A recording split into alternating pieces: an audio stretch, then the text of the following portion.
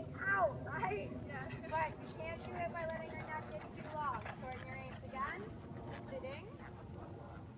Try to sit this big trot. See how you took her back to sit? Yeah. And all of us do that. That's not just you. And rising, which is why I like this exercise. Good. There you go. And now go sitting and don't take back. Push forward for the sitting. You got it. Good girl. That's super. And then when you're ready, up the canter. Straighten her a little bit on the outside rein for the canter transition. Outside rein. Good girl. Outside rein. Good. Now look how long your right rein is. Yeah. Shorten them. Hands in front of you. Now straighten her a bit. Almost think counter bend. Think straight on a curved line. Then you feel her shoulders come up. Now you got to keep her softer as you start to counter bend. Little rounder. Use your ring fingers to communicate with her to soften her jaw. Good. And sitting trot. Good. Shorten your reins. Hands forward, hands in front. There you go. Good. Try to sit this big trot.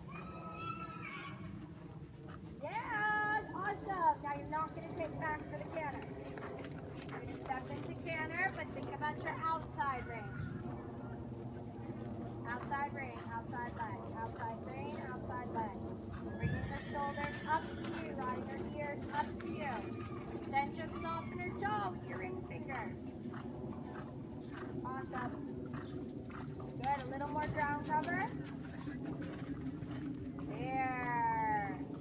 There you go. That's awesome. Don't let that right rein creep on you though. Get in front of you. And sitting trot, don't take away. Sit lightly, softly, sit the big trot, you got it. You're gonna go across your diagonal to this end and a lengthen. Rising.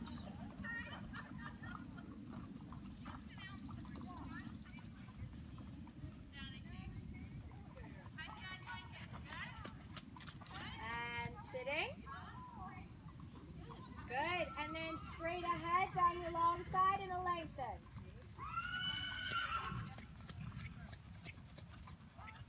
And sitting. And now just a nice working trot circle. Okay, so figure out and get organized with your reins first so that your hands are in front of you. Good. And I don't want her fast. I just want power. So after that lengthen, she's like, ooh, I'm going to go quick now.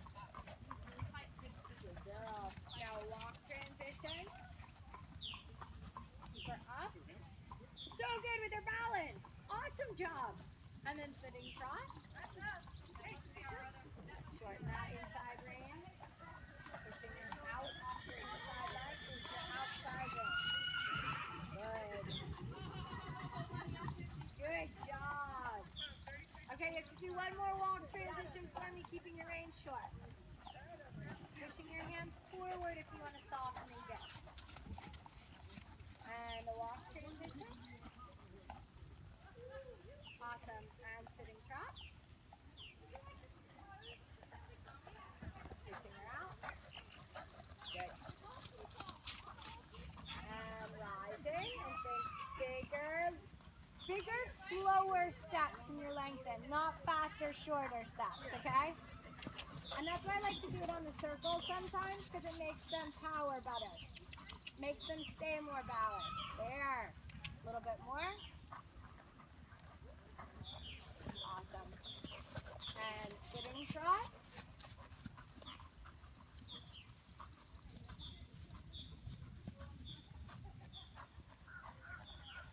Girl. And then you're going to take this to canter without your reins getting long, without letting us go down too much.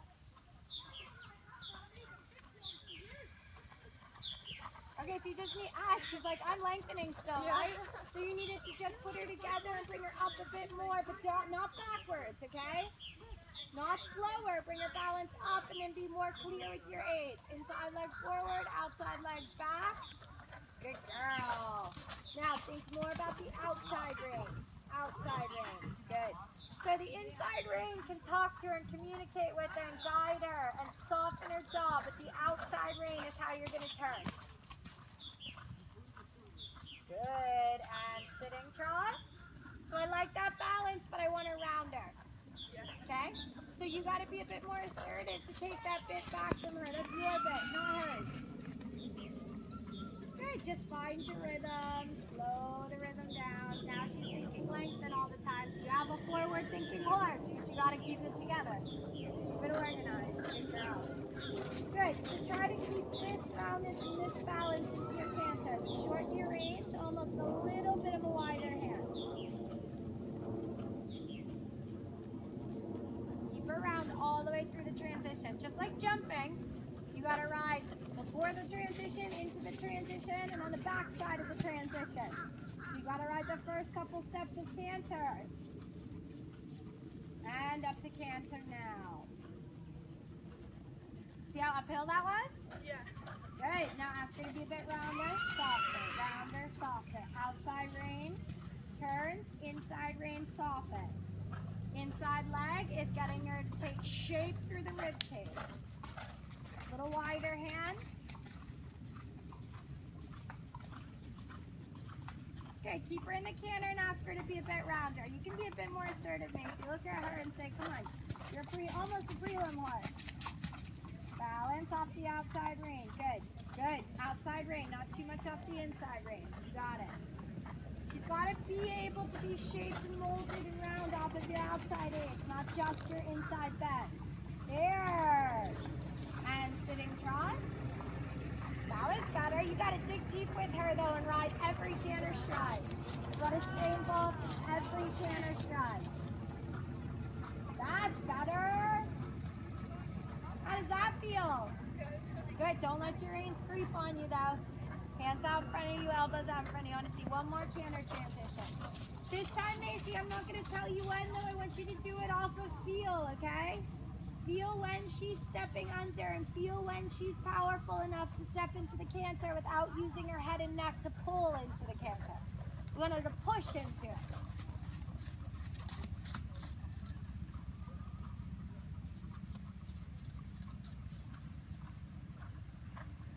All right, one more time down a trot. I just wanted a little rounder. It wasn't bad timing, but when she tripped, she kind of fell onto the forehand. Good. You want her to stay in this positioning right here. She can't get longer and flatter into the transition.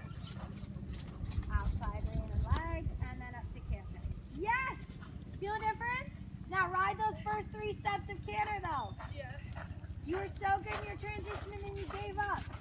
Just like the back side of a jump, Macy, you gotta ride the landing.